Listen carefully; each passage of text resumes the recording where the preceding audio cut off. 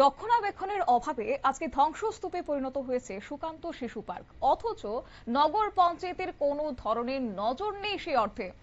এবার নজর রাখছে সাবরুমের দিকে। সাবরুম মহকুমার ২ নম্বর ওয়ার্ড মহকুমা আদালত এবং এসডিএম অফিসের মতো গুরুত্বপূর্ণ একটি প্রশাসনিক এলাকার একেবারে কাছে অবস্থিত এই সুকান্ত শিশু পার্কটি। সাবরুম আগরতলা ৮ নম্বর জাতীয় সড়ক সংলগ্ন দমদমা মাছ মাংস ও সবজি বাজারের পাশের এই পার্কটি বর্তমানে ধ্বংসস্তূপে পরিণত।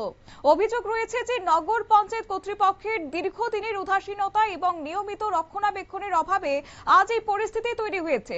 অথচ কয়েক বছর আগেও শিশুদের খেলাধুলো এবং বিনোদনের অন্যতম আকর্ষণই ছিল এই শিশু পার্কটি।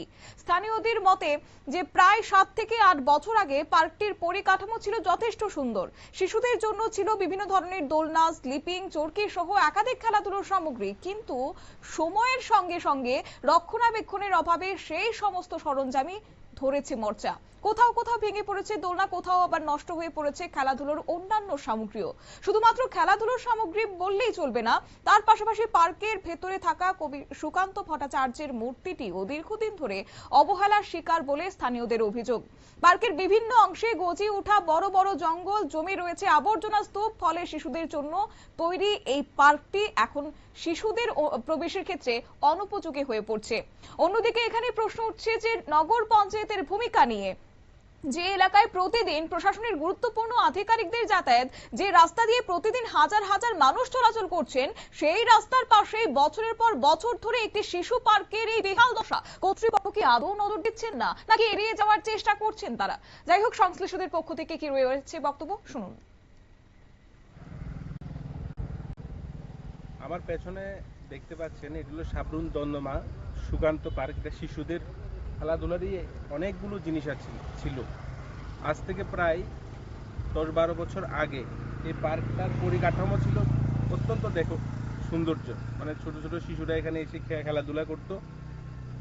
গত ১০ থেকে ১২ বছর এই পার্কের অবস্থা অত্যন্ত ভয়ানক। বন জঙ্গল হয়ে আছে। সাবরুম নগর পঞ্চায়েতের ২ নম্বর ওয়ার্ডের এই পার্ক ঠিক জাতীয় সড়কের পাশে, এনএইচ রোডের পাশে। উপরে আছে নগর পঞ্চায়েত, পাশে আছে কোর্ট, এসডিএম অফিস। অত্যন্ত সেন্সিটিভ একটি জায়গায়, শিশুদের বিনোদনের একটি জায়গা, কিন্তু দেখুন পার্কটার কি অবস্থা।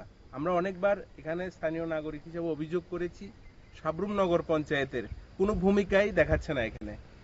এতে করে স্থানীয় যে এলাকার জনগণ, রাস্তাঘাট থেকে শুরু করে বিভিন্ন, মানে ২ নম্বর ওয়ার্ডের রাস্তাঘাট থেকে বিভিন্ন দুর্দশা স্থানীয় নাগরিকের।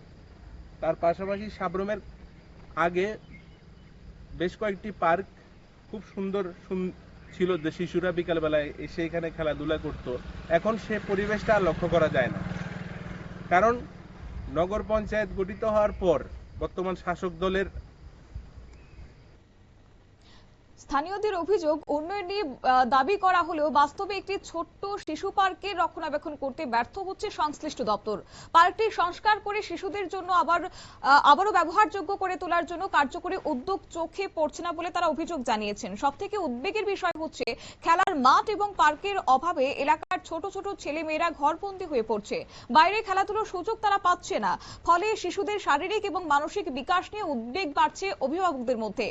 একাধিক ক্ষেত্রে প্রশ্ন আসছে যে শিশুদের জন্য তৈরি একটি পার্ক যদি বছরের পর বছর এভাবে পড়ে থাকে, তাহলে নগর পঞ্চায়েতের রক্ষণাবেক্ষণের ব্যবস্থা আসলে কতটা সক্রিয় রয়েছে? এলাকাবাসীদের দাবি হচ্ছে অবিলম্বে সুকান্ত শিশু পার্ক পরিদর্শন করে জঙ্গল এবং আবর্জনাগুলো পরিষ্কার করা হোক, পাশাপাশি ভেঙে পড়া খেলাধুলোর সরঞ্জাম সরিয়ে নতুন সরঞ্জাম বসানো এবং গোটা পার্কটি সংস্কার করে শিশুদের উপযোগী করে তোলা হোক বলে তারা দাবি জানাচ্ছেন। নইলে কাগজে কলমে যে এই যে উন্নয়নের দাবি করা হচ্ছে, বাস্তবে কিন্তু তার যদি চিত্র সমানভাবে না মেলে, তাহলে স্বাভাবিকভাবে সাধারণ মানুষ প্রশ্ন তুলতে বাধ্য। নিয়ে ছোট্ট একটি বিজ্ঞাপন বিরতির সঙ্গে থাকুন।